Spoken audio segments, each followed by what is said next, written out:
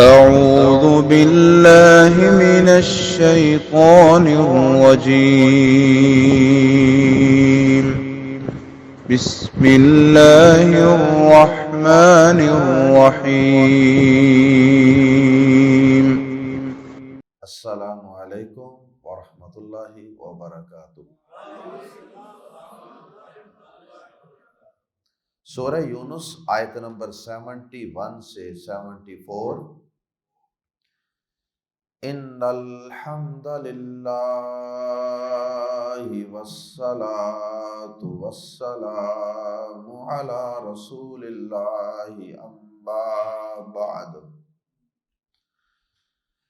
اعوذ باللہ السمیع العلیم من الشیطان الرجیم من ہمزہ ونفخہ ونفثہ۔ وَاتْلُ عَلَيْهِمْ نَبَأَ نُوحٍ إِذْ قَالَ لِقَوْمِهِ يَا قَوْمِ إِنْ كَانَ كَبُرَ عَلَيْكُمْ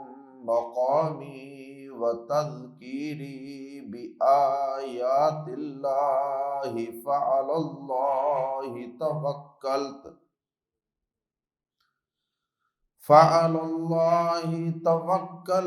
فأجمعوا أمركم وشركاءكم ثم لا يكن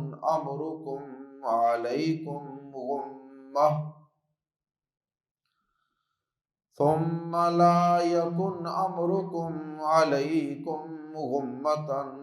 ثم اقضوا إلي ولا تنظرون۔ فَإِن تَوَلَّيْتُمْ فَمَا سَأَلْتُكُم مِّنْ أَجْرٍ إِنْ أَجْرِيَ إِلَّا عَلَى اللَّهِ وَأُمِرْتُ أَنْ أَكُونَ مِنَ الْمُسْلِمِينَ۔ فَكَذَّبُوهُ فَنَجَّيْنَاهُ وَمَن مَّعَهُ فِي الْفُلْكِ وَجَعَلْنَاهُمْ خَلَائِفَ وَأَغْرَقْنَا الَّذِينَ كَذَّبُوا بِآيَاتِنَا فَانظُرْ كَيْفَ كَانَ عَاقِبَةُ الْمُنذَرِينَ۔ ثُمَّ بَعَثْنَا مِن بَعْدِهِ رُسُلًا إِلَىٰ قَوْمِهِمْ فَجَاءُوهُم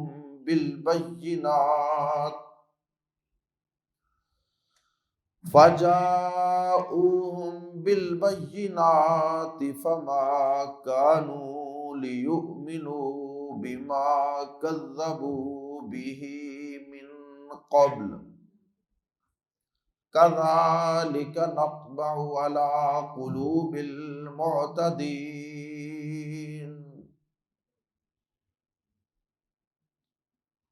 اللہ رب العزت کی توحید اور توحید کے مدلل اور مضبوط دلائل کا ذکر کرنے کے بعد انبیاء کرام کی اور بطور خاص آخری پیغمبر جناب محمد رسول اللہ صلی اللہ علیہ وسلم کی نبوت و رسالت اور آپ کی نبوت و رسالت پہ آپ کی صداقت و حقانیت اور اس کے مدلل اور مفصل دلائل کا تذکرہ کرنے کے بعد اب اللہ رب العزت نے کچھ انبیاء کرام کا تذکرہ فرمایا، لیکن 3 انبیاء کرام کا تذکرہ اللہ رب العزت نے یہاں بالتفصیل فرمایا ہے۔ حضرت نوح علیہ السلام، حضرت موسیٰ علیہ السلام اور حضرت یونس علیہ السلام، جن کے نام پہ سورت کا نام رکھا گیا۔ اللہ رب العزت انبیاء کرام کے تذکرے اور ان کی قوموں کی تباہی کے واقعات کا قرآن مجید میں بار بار تذکرہ کیوں کرتے ہیں؟ ایک تو اللہ رب العزت قرآن مجید میں انداز بدل بدل کے بات سمجھاتے ہیں، کیونکہ اگر ایک ہی بات مسلسل ہوتی جائے، توحید کی بات چلتی رہے، توحید کے دلائل، شرک کی مذمت اور نبی صلی اللہ علیہ وسلم کے سچا نبی ہونے کے دلائل، اگر وہی چلتے جائیں تو انسان میں کچھ بوریت پیدا ہو جاتی ہے۔ یہ ایک فطری چیز ہے کہ انسان کی دلچسپی کم ہو جاتی ہے، اور اللہ رب العزت جب انداز بدلتے ہیں، درمیان میں کبھی کسی پیغمبر کا تذکرہ شروع کر دیا، کبھی درمیان میں اللہ پاک نے کسی قوم کا تذکرہ شروع کر دیا، کبھی کفار کے اعتراضات کا تذکرہ شروع کر دیا، کبھی عبادات، کبھی معاملات اور کبھی عقائد کا تذکرہ، تو اس سے انسان کی، پڑھنے سننے والے کی، قرآن کے قاری کی دلچسپی قائم رہتی ہے۔ ایک ہی موضوع اگر زیادہ طویل ہو جائے تو پھر دلچسپی کم ہو جاتی ہے۔ اس لیے اللہ پاک نے اب توحید اور رسالت کے تذکرے کے بعد انبیاء کرام کا تذکرہ شروع کر دیا، موضوع بھی بدل جائے اور انبیاء کرام کے حالات و واقعات بیان کرنے سے کچھ اور مقاصد بھی حاصل ہو جائے۔ اور مقاصد کیا ہیں قرآن مجید میں دیگر انبیاء کے واقعات بیان کرنے سے؟ ایک مقصد تو یہ ہے کہ یہ پیغمبر جو آج سے کئی صدیاں پہلے گزرے، جب یہ قرآن اترا اس سے صدیوں پہلے یہ پیغمبر دنیا میں تشریف لائے اور چلے گئے، اب اگر صدیوں پرانے پیغمبروں کے تذکرے، ان کی قوموں کے واقعات، اگر ایک امی نبی جو لکھنا پڑھنا بھی نہیں جانتا، اگر وہ نبی وہ واقعات صحیح صحیح تمہارے سامنے بیان کر رہا ہے، تو پھر اس کا مطلب یہ ہوا کہ یہ نبی وَمَا يَنطِقُ عَنِ الْهَوَىٰ إِنْ هُوَ إِلَّا وَحْيٌ يُوحَىٰ، یہ پیغمبر، ہمارا نبی، ہماری وحی کے بغیر نہیں بولتا۔ کسی انسان کو کیا پتا کہ آج سے صدیوں پہلے کون کون پیغمبر آئے تھے اور ان کی قوموں نے انہیں کیا جواب دیے تھے؟ تو ایک مقصد یہ نبیوں کے واقعات بھی نبی صلی اللہ علیہ وسلم کی نبوت و رسالت کی صداقت و حقانیت کی ایک پختہ دلیل ہے، اور دوسری بات یہ واقعات بیان کرنے کا مقصد یہ بھی ہے کہ اللہ پاک اپنے نبی جناب محمد الرسول اللہ صلی اللہ علیہ وسلم، جنہیں کفار کی طرف سے ملامت کا سامنا تھا اور طعن و تشنیع کا سامنا تھا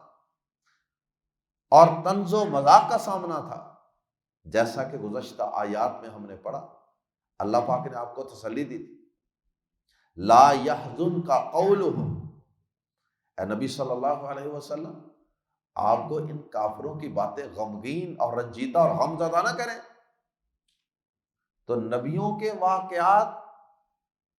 یہ بھی نبی صلی اللہ علیہ وسلم کے لیے ایک تسلی کا ذریعہ تھا کہ اچھا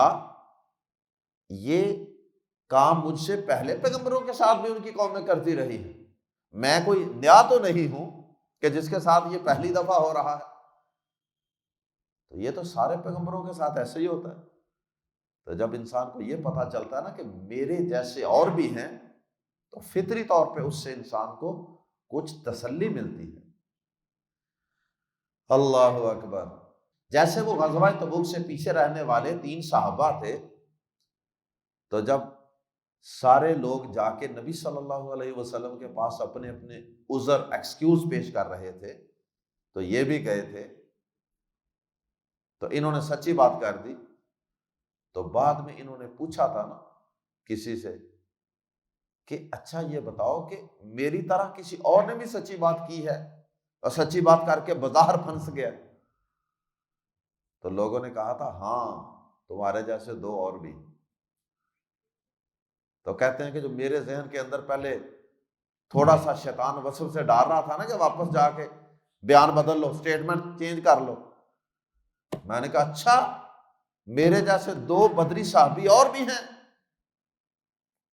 پھر مجھے کوئی پرواہ نہیں، جو ان کے ساتھ ہوگا میرے ساتھ بھی ہوگا۔ اللہ اکبر۔ تو انبیاء کرام کو بیان کرنے کا ایک مقصد نبی پاک صلی اللہ علیہ وسلم کو تسلی اور تشفی دینا، اور صرف آپ ہی کو نہیں، آپ کی امت میں سے قیامت تک آنے والے مبلغین، داعیان عظام، مبلغین کرام جو اللہ کے دین کی تبلیغ کا فریضہ سر انجام دیتے رہیں گے، اور لوگوں کی طرف سے انہیں طنز و مزاح کا، طعن و تشنیع کا سامنا کرنا پڑے گا، ملامت، تو پھر ایسے حالات میں ان داعیان کرام کو بھی قرآن پڑھ کے حوصلہ ملے گا۔ اور یار کیا ہو گیا اگر میری تبلیغ پہ لوگ مسلمان نہیں ہو رہے؟ کیا ہو گیا اگر میری تبلیغ پہ لوگ قرآن کی طرف، نماز کی طرف، دین کی طرف نہیں آ رہے؟ تو کوئی بات نہیں،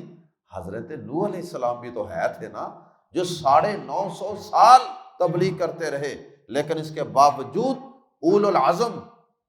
صبر و استقامت کا پہاڑ تھے۔ کوئی بات نہیں، اس سے حوصلہ ملتا ہے۔ اور ایک مقصد یہ بھی ہوتا ہے کہ جو نافرمان ہیں، جو باغی ہیں، سرکش ہیں، جو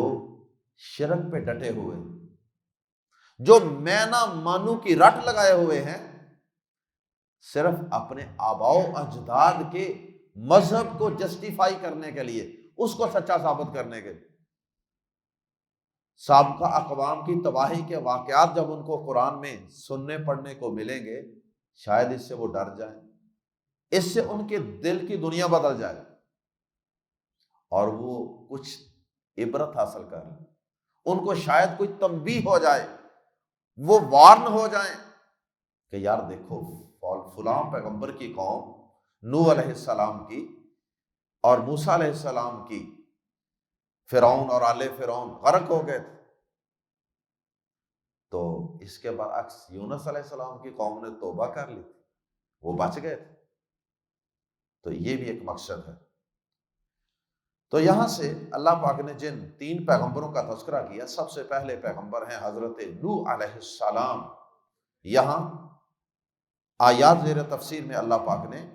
حضرت نوح علیہ السلام اور ان کی قوم کا اختصار سے تذکرہ فرمایا، دیگر پیغمبروں کا اور خصوصاً حضرت نوح علیہ السلام کا تفصیلی تذکرہ حضرت نوح علیہ السلام کا سورہ آراف میں موجود ہے، سورہ ہود میں جو اس سے اگلی سورت ہے اس میں موجود ہے، سورہ مومنون میں موجود ہے، اور بلکہ قرآن مجید کی پوری سورت ہے سورہ نوح، اس کے اندر موجود ہے، انشاءاللہ وہاں ہم پڑھیں گے۔ حضرت نوح علیہ السلام اللہ پاک کے اولو العزم پیغمبروں میں سے ایک پیغمبر۔ اولو العزم کا معنی ہوتا ہے بڑے عزم، بڑے حوصلے والے، بڑی شجاعت و بہادری والے پیغمبر، دعوت کے میدان میں ڈٹ جانے والے، خندہ پیشانی سے کافروں کی باتوں کو برداشت کرنے والے، اور ان کی مخالفتوں کے باوجود اپنے دعوت و تبلیغ کے منہج کے اندر کسی قسم کی کوئی کمزوری نہ لانے والے۔ اور یہ وہی نوح علیہ السلام ہیں جن کا تذکرہ اللہ رب العزت نے قرآن مجید میں 43 ٹائمز، 43 دفعہ، 40 اور 3 43 دفعہ کیا ہے، 40 اور 3 43 دفعہ کیا، 43 ٹائم، اور ان کے نام کی پوری سورت موجود ہے۔ اور پھر 950 سال تبلیغ، اللہ اکبر، اور پھر جب تبلیغ کرتے تھے لوگ نفرت کا اظہار کرنے کے لیے، بیزاری کا اظہار کرنے کے لیے اپنے چہروں پہ کپڑے ڈال لیتے تھے، بات نہیں سننی۔ اور پھر نوح علیہ السلام اس کے باوجود فرماتے ہیں سورہ نوح میں، یا رب انی دعوت قومی لیلا و نہارا، اے میرے رب میں نے تو اپنی قوم کو دن رات ایک کر کے تیری توحید کی، تیرے دین کی دعوت دی، لیکن پھر بھی چند لوگ مسلمان ہوئے۔ ہمارے لیے اس میں یہ لیسن ہے، یہ نصیحت ہے کہ ہمارا کام بس حکمت کے ساتھ، استقامت کے ساتھ اللہ کے دین کی طرف لوگوں کو بلانا ہے۔ کوئی لبیک کہے یا نہ کہے، کوئی مانے یا نہ مانے، لوگ تھوڑے ساتھ لگیں یا زیادہ لگیں، گھبرانے کی ضرورت نہیں ہے، لیکن تھوڑوں پر قناعت کر کے بھی بیٹھ نہیں جانا، تھوڑوں کو زیادہ میں تبدیل کرنے کی کوشش مسلسل جاری رکھیں، زیادہ لوگ آ جائیں، ہرس، طمع، لالچ ہونا چاہیے، لیکن مایوس نہیں ہونا، لوگوں کے رویوں سے دل برداشتہ ہو کر ہاتھ پہ ہاتھ رکھ کے اپنے گھر میں نہیں بیٹھ جانا، دین کو اپنی ذات تک محدود نہیں کر لینا، لگے رہنا ہے، لگے رہنا ہے۔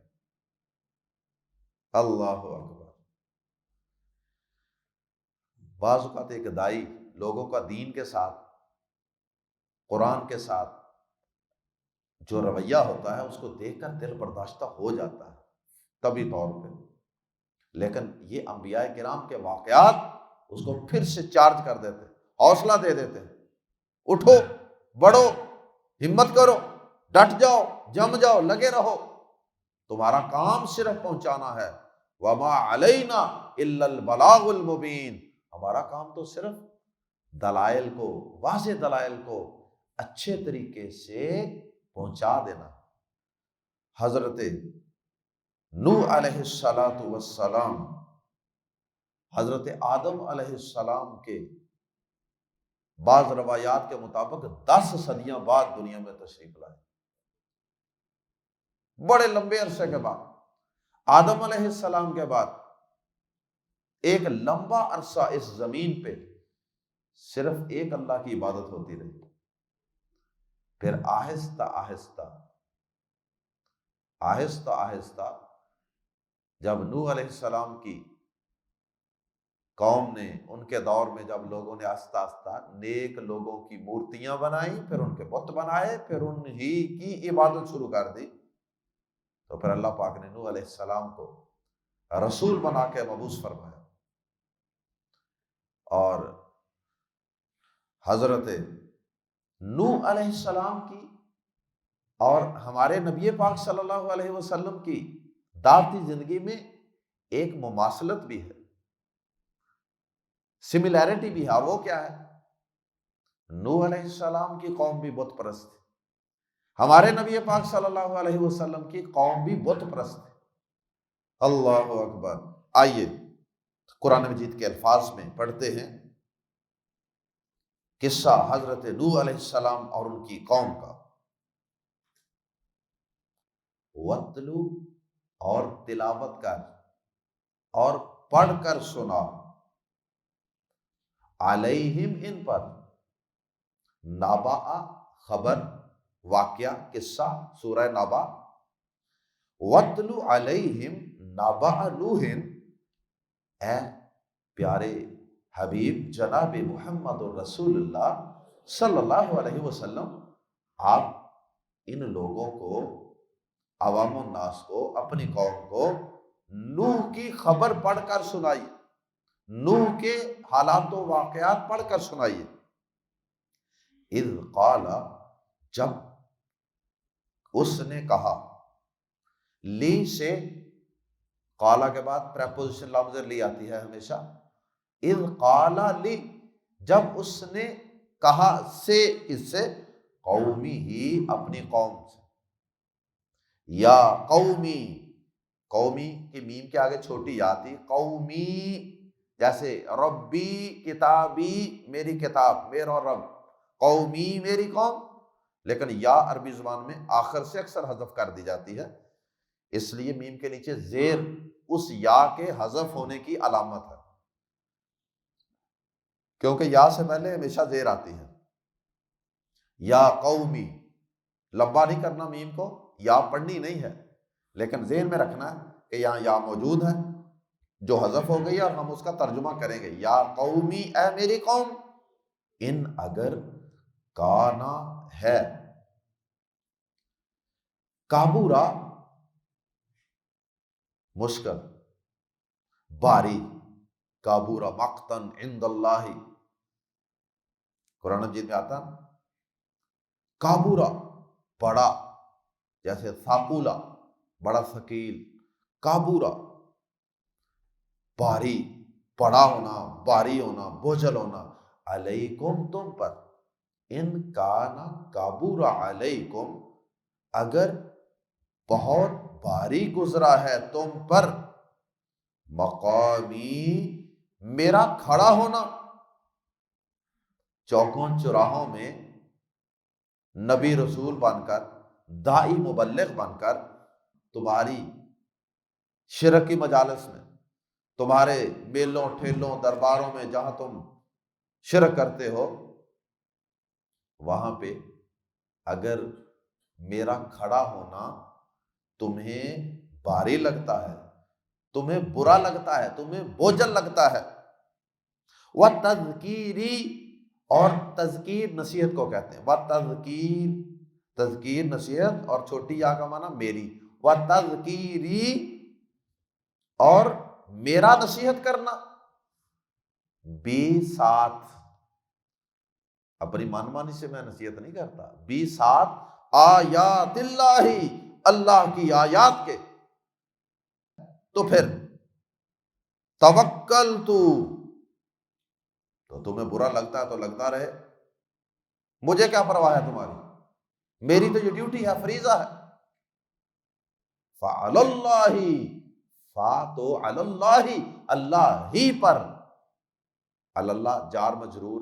شروع میں آ جائے تو ہی کا معنی پیدا ہو جائے، ورنہ یہ جملہ تھا توکلت علی اللہ، لیکن علی اللہ شروع میں آ گیا، فعلی اللہ، تو اللہ ہی پر، توکلت، میں نے توکل کیا، تو میں نے اللہ ہی پر بھروسہ کیا، میرا اعتماد، میرا بھروسہ، میری امیدوں کا مرکز اور محور صرف اللہ کی ذات ہے، مجھے تمہارے بتوں سے کوئی ڈر نہیں ہے کہ وہ تمہاری ٹانگ توڑ دیں گے، تمہاری بھینس مر جائے گی، تمہارا کاروبار بند ہو جائے گا، یہ دھمکیاں دیتے ہیں نا، جو شرک کی تردید کرے، توحید سمجھائے لوگوں کو، تو پھر شرک کرنے والے لوگ ایسی دھمکیاں دیتے ہیں، ڈراتے ہیں، اللہ توکلت، تو اللہ ہی پر میں نے بھروسہ کیا، فاجمعوا، فا پس اجمعوا، تو پکا کر لو، اجمعوا کا معنی پکا کر لو، امرکم اپنا معاملہ، فا اجمعوا امرکم، تو اپنا معاملہ، اپنی پلاننگ میرے خلاف، اپنی منصوبہ بندیاں پکی کر لو، وَشُرَكَاءَكُمْ، وَشُرَكَاءَكُمْ مراد ہے مَعَ شُرَكَائِكُمْ، اپنے شریکوں کے ساتھ، اپنے شریکوں کو بھی پکا کر لو، یا ترجمہ یہ ہو سکتا ہے کہ اپنے اس منصوبے کو بھی پکا کر لو اور اپنے شریکوں کو بھی پکا کر لو، یہ نہ ہو کہ وہی بھاگ جائیں، مجھے نقصان پہنچانے کے لیے جو دھمکیاں دیتے ہو نا، خود اپنی پلاننگ منصوبہ بندی پہ قائم رہنا، دھمکیوں پہ قائم رہنا، خود بھی اور اپنے شریکوں کو بھی کہو جو تم نے اللہ کے بنائے ہوئے ہیں نا، وہ بھی پکے رہیں، بھاگے نا، کتنی دلیری ہے، کوئی ڈر نہیں، اور اللہ کی توحید پر کتنا یقین ہے، اور اللہ کے علاوہ کسی کے کچھ نہ کر سکنے کا کتنا پختہ یقین ہے کہ اللہ کے علاوہ کوئی بال بھی بیکا نہیں کر سکتا، فَأَجْمِعُوا أَمْرَكُمْ وَشُرَكَاءَكُمْ، سو تم اپنا معاملہ اپنے شرکاء کے ساتھ مل کر پکا کر لو، ثم پھر لا یکن، نہ رہے، کانا یکون سے یکن ہے، ثم لا یکن پھر نہ رہے،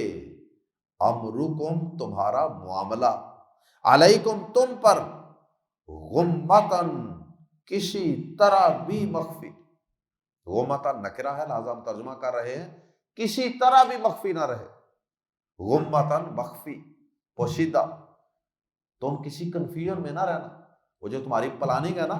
اس کو مزید پکا کر لو، اس کو مزید کلیئر کر لو، اس کو مزید فائنل شیپ دے لو، یہ نہ ہو کہ وہ جسے کہتے ہیں نا کہ پلیکھے چ نہ مارے جائے، اس کو پکا کر لو، تم پر مخفی نہ رہے کہ یار ہمیں تو یہ پتہ نہیں چلا تھا، ہم نے تو اصل میں یہ سوچا تھا، ہمارے خیال میں تھا شاید ایسے ہوگا، نہیں، ہر بات کلیئر کر لو، پکی کر لو، صلاح مشورہ کر لو، ہر بات کھول لو کہ کیا کرنا چاہتے ہو تم میرے خلاف، ثم پھر اقضو ملا کے پڑھیں گے ثم اقضو، قضا یقضی ہوتا ہے نا، قضی الامر پورا ہو جانا، یہ وہی ہے، ثم اقضو پھر کر گزرو، الیہ الا جمع یا، دو یا مل گئی ہیں، الیہ بن گیا طرف میری، پھر کر گزرو میری طرف یعنی میرے ساتھ، پھر میرے ساتھ جو کرنا ہے کر گزرو، کتنی شجاعت، کتنی دلیری، مجھے اور آپ کو تو شاید کوئی غیر اللہ سے ڈرائے دمکائے تو ہم تھوڑا تھوڑا اندر سے ڈر رہے ہوں، اوپر سے تو شاید ہم کہہ دیں کہ کوئی کچھ نہیں کر سکتا، لیکن اگر ہمیں کوئی ڈرا دے دمکا دے تو شاید اندر سے ہم تھوڑے سے ہل جائیں ایمان کی کمزوری کی وجہ سے، اور پھر جب بھی کوئی کاروبار میں مشکل آئے، گھر میں کوئی 1 2 3 بچے اوپر تلے بیمار ہو جائیں تو پھر ہمارے ذہن میں وہ وسوسہ آئے، شیطان ڈالے گا کہ ہاں وہ اس نے کہا تھا نا بزرگوں کی مخالفت چھوڑ دو ورنہ یہ ہو جائے گا، فلاں کرنی والے کی، فلاں مشکل کشا کی، فلاں دستگیر کی مخالفت چھوڑ دو ورنہ یہ ہو جائے گا، گھر تباہ ہو جائے گا، شاید یہ اسی وجہ سے ہوا۔ کیسا یقین ہے اللہ کے پیغمبروں کو، اللہ کی توحید پہ، اندر باہر سے ایک تھے، اللہ اکبر، فرمایا کہ ثم اقضو پھر کر گزرو الیہ مجھ سے میرے ساتھ، ولا تنظرونی آخر میں یہاں بھی چھوٹی یا حذف ہے، اور نہ مہلت دو مجھے کسی قسم کی ڈیل نہ دینا، مجھے کسی قسم کی مہلت ٹائم نہ دینا، کر گزرو جو کرنا ہے، بگاڑ لو جو میرا بگاڑنا ہے، جاؤ میں ڈنکے کی چوٹ پہ کہتا ہوں کہ اللہ کے علاوہ کوئی حاجت روا نہیں، کوئی مشکل کشا نہیں، کوئی داتا غوث نہیں، کوئی دستگیر نہیں، کوئی بگڑی بنانے والا نہیں، کوئی ڈوبتی کشتی کو پار لگانے والا نہیں، ڈنکے کی چوٹ پہ کہتا ہوں کر لو جو کرنا، مجھے کسی قسم کی مہلت نہ دینا۔ اللہ اکبر، فا پھر ان اگر تولیتم تم منہ موڑ لو، اگر تم منہ موڑ لو پھر بھی ان باتوں کے باوجود بھی تو میری بات پہ کان نہ دھرو اور تم دھمکیوں پہ ہی قائم رہو، میری دعوت توحید پہ لبیک نہ کہو، لا الہ الا اللہ کو تسلیم نہ کرو، فَإِن پھر اگر تولیتم تم منہ موڑ لو، فما تو نہیں، سألتو میں نے مانگی، میں نے سوال کیا، کم تم سے، سألتو میں نے سوال کیا، کم تم سے، من اجر کسی مزدوری کا، کوئی اجر، کوئی بدلہ، کوئی مزدوری، تو میں نے تم سے کوئی مزدوری تو نہیں مانگی، اگر تم میری بات سے اعراض کر رہے ہو تو کیا اس لیے اعراض کر رہے ہو کہ میں نے تم سے کوئی فیس مانگی، ٹیوشن مانگی؟ اللہ اکبر، ان کا معنی آتا ہے اگر، جملے میں الا آ جائے تو پھر معنی نہیں، آگے الا آ رہا ہے، ان نہیں، اجریہ میرا اجر، اللہ مگر اللہ اللہ پر، میری فیس میرا اللہ دے گا، میری مزدوری میری اجرت میرا اللہ دے گا، تم سے تو میں نے کوئی فیس نہیں مانگی، اللہ سے لینی ہے۔ وَأُمِرْتُ اور مجھے حکم دیا گیا ہے ان کے اکونا میں ہو جاؤں، ان اکونا کہ میں ہو جاؤں، یکونا وہ ہو جائے، تکونا تو ہو جائے، اکونا میں ہو جاؤں، نکونا ہم ہو جائیں، ان اکونا کہ میں ہو جاؤں من المسلمین فرما برداروں میں سے۔ کوئی مانتا ہے مانے، کوئی نہیں مانتا نہ مانے، میں مسلمانوں میں سے ہو جاؤں، میں فرما برداروں میں سے ہو جاؤں۔ معلوم ہوا سارے پیغمبروں کا بنیادی طور پہ دین وہ دین اسلام تھا، باقی ان کی شریعتوں میں نماز روزے کے احکامات میں تھوڑا بہت فرق ہوتا تھا، بنیادی جو دین ہے نا وہ ایک ہی ہے، اسلام۔ پھر پس کذبو انہوں نے جھٹلا دیا، ہو سے مراد نوح علیہ السلام، جھٹلا دیا، جھوٹا کہہ دیا، نہیں مانتے۔ تو نجینا ہم نے نجات دی، ہو سے تو ہم نے اسے نجات دی، ومن اور جو مع ساتھ تھے، اس کے فی الفلک کی کشتی میں، پھر ہم نے اسے اور جو کشتی میں تھے اس کے ساتھ ہم نے ان کو نجات دی۔ سورہ ہود میں تفصیلی تذکرہ ہے، اللہ پاک نے کہا کہ ایمان والوں کو اندر بٹھا لو، کشتی بنائی، ایمان والوں کو اندر بٹھایا، ہر جاندار کا ایک ایک جوڑا اندر رکھا، اور پھر اس کے بعد ہر طرف سے پانی ہی پانی، اللہ اکبر۔ تو ہم نے اسے نجات دی اور ان کو بھی جو اس کے ساتھ تھے کشتی میں، ایمان والے۔ وجعلنا اور ہم نے بنا دیا ہم انہیں خلائفہ، خلیفہ کی جمع جانشین، جو کشتی میں تھے نا ہم نے ان کو جانشین بنا دیا، اللہ اکبر۔ پھر ان کشتی والے لوگوں سے ہی آگے ساری انسانیت کی نسل آگے جاری و ساری، اس لیے باقی سارے غرق ہو گئے تھے، سب تباہ ہو گئے۔ کہتے ہیں کہ اسی وجہ سے حضرت نوح علیہ السلام کو آدم ثانی بھی کہا جاتا ہے، گویا کہ ایک دفعہ دوبارہ انسانیت ان چند لوگوں سے ہی شروع ہوئی تھی جو نوح علیہ السلام کے ساتھ کشتی میں سوار تھے۔ وَأَغْرَقْنَا اور ہم نے غرق کر دیا، ڈبو دیا، الَّذِينَ كَذَّبُوا ان لوگوں کو جنہوں نے جھٹلایا، بھی کو آیاتنا ہماری آیات، ہم نے ان کو ڈبو دیا، غرق کر دیا، اور ان چند لوگوں کو جانشین بنا دیا۔ یہ پہلے لوگوں کے جانشین بن گئے اور پھر ان سے ہی آگے سلسلہ چلتا رہا۔ فَانظُرْ پس دیکھ، اے انسان دیکھ، کیفَ کیسا کانا تھا، عاقبت انجام، اینڈ المنذرین ان لوگوں کا جنہیں ڈرایا گیا تھا۔ منذرین زبر ہو را پر تو مانا جن کو ڈرایا گیا، اور منذرین زیر کے ساتھ ہو تو ڈرانے والے، منذر ڈرانے والا، اور منذر جس کو ڈرایا جائے، تو یہ مفعول ہے۔ کیف کان عاقبت المنذرین سو کیسا ان لوگوں کا انجام، سو کیسا ہوا ان لوگوں کا انجام جنہیں ڈرایا گیا تھا لیکن وہ ڈرے نہیں تھے۔ اللہ کی پکڑ آ جاتی ہے۔ ثم پھر بعثنا پھر ہم نے بھیجے، من بعدہ اس کے بعد، رسولن کئی پیغمبر، کئی رسول، الی قومہم ان کی قوموں کی طرف۔ پھر یہ نبوت اور رسالت کا سلسلہ چلتا رہا کئی رسولوں تک، اور آخری پیغمبر جناب محمد رسول اللہ صلی اللہ علیہ وسلم تک چلتا رہا۔ تو جاؤ وہ آئے، ہم ان کے پاس، وہ رسول آئے ان کے پاس، لوگوں کے پاس، قوموں کے پاس، بالبینات ساتھ، واضح بھی ساتھ، البینات واضح دلائل، وہ واضح دلائل، معجزات اور وحی کی شکل میں آیات لے کر لوگوں کے پاس آتے رہے۔ لوگوں سیکھ جاؤ، سمجھ جاؤ، سدھر جاؤ، عقل کر لو۔ فما